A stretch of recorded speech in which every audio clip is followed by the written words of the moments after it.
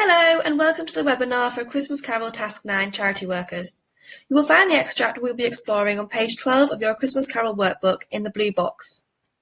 In this webinar, we will explore the role of the charity workers in the novella, including social context from the time this novella was written, as well as examining Scrooge's treatment of charity workers and opinion of the poor. This extract follows immediately after Scrooge's nephew Fred has visited his uncle to invite him for Christmas dinner, something that Scrooge has cruelly declined. We start the extract as two charity workers enter Scrooge's work. Whilst we read the extract, I want you to think about what the charity workers may represent, how Scrooge treats the charity workers, and what his attitude may represent, and why does Dickens do this? Let's read the extract together. This lunatic, in letting Scrooge's nephew out, had let two other people in. They were portly gentlemen, pleasant to behold, and now stood, with their hats off, in Scrooge's office. They had books and papers in their hands and bowed to him. "Scrooge and Marley's, I believe," said one of the gentlemen, referring to his list. "Have I the pleasure of addressing Mr. Scrooge or Mr. Marley?" "Mr. Marley has been dead these 7 years," Scrooge replied. "He died 7 years ago, this very night." "We have no doubt his liberality is well represented by his surviving partner," said the gentleman, presenting his credentials. It certainly was, for they had been two kindred spirits. At the ominous word liberality, Scrooge frowned and shook his head, and handed the credentials back.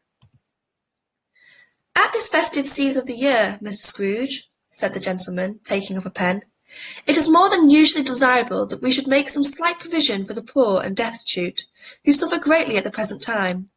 Many thousands are in want of common necessaries. Hundreds of thousands are in want of common comforts, sir." "Are there no prisons?"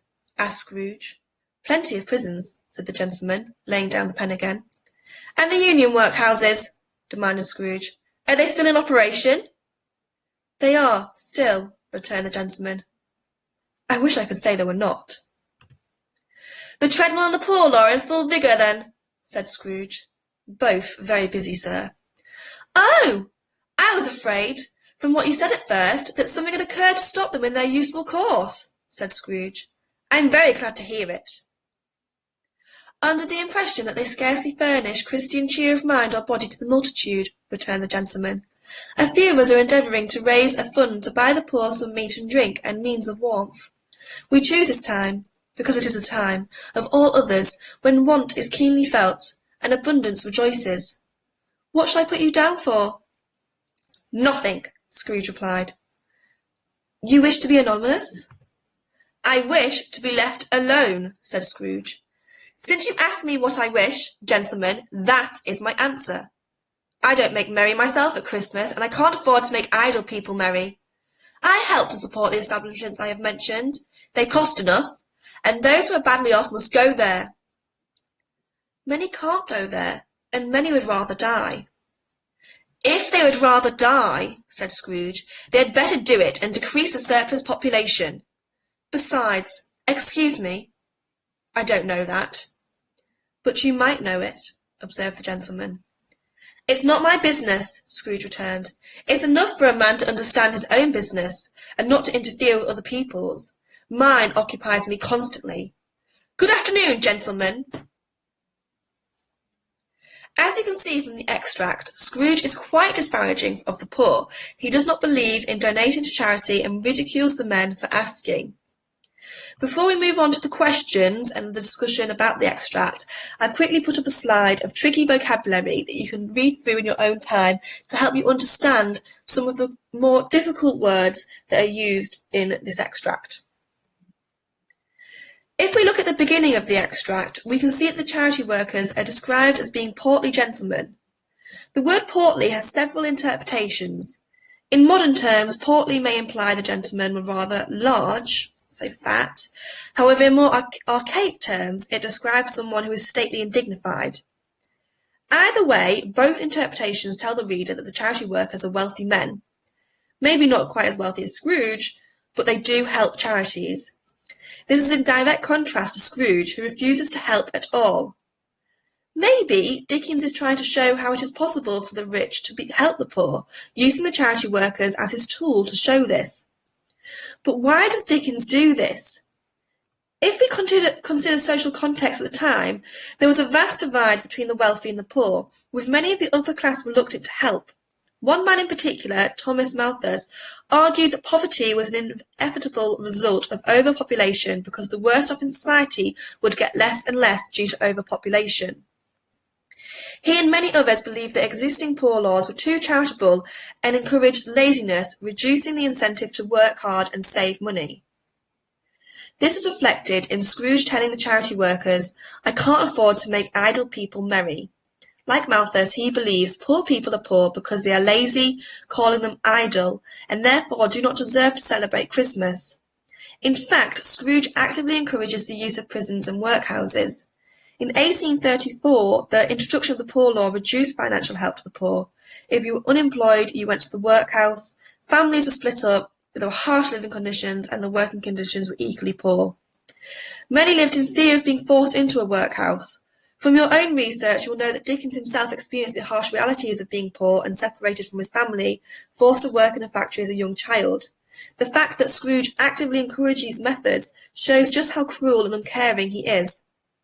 As a side note, it is important to note that when Scrooge says he helps to support the establishments, he is referring to his tax, which is compulsory. Scrooge does not donate any money to anything. He sees his taxes as enough. By having the charity workers be portly gentlemen, Dickens is showing that the wealthy have more than enough, almost too much in fact, because they clearly eat a lot, to share and donate. Furthermore, he is showing the reader that the wealthy are also capable of being generous. But why do the gentlemen ask Scrooge for money? As we can see from the text below, they are hoping to provide food and warmth for those less fortunate. As it is Christmas time and in the middle of winter, the poor are suffering due to lack of care and support. Scrooge responds by asking them if the workhouses and prisons are shut. He cannot understand why anyone would want to help the poor when they should go to those establishments instead. As we have already discussed though, the poor do not want to go to the workhouses and prisons because of their terrible living and working conditions and the threat of being separated. The poor saw it better to live on the streets than end up there. Scrooge responds in the most cruelest of manners and says that the poor should just die and that would sort out the population problem. This is a direct reference to Malthus's theories. Dickens is highlighting how cruel Malthus's views seem to be. The reader would be shocked by his callous manner. He does not represent a dignified and charitable Victorian gentleman. Finally, why is this scene important to the social context of the story?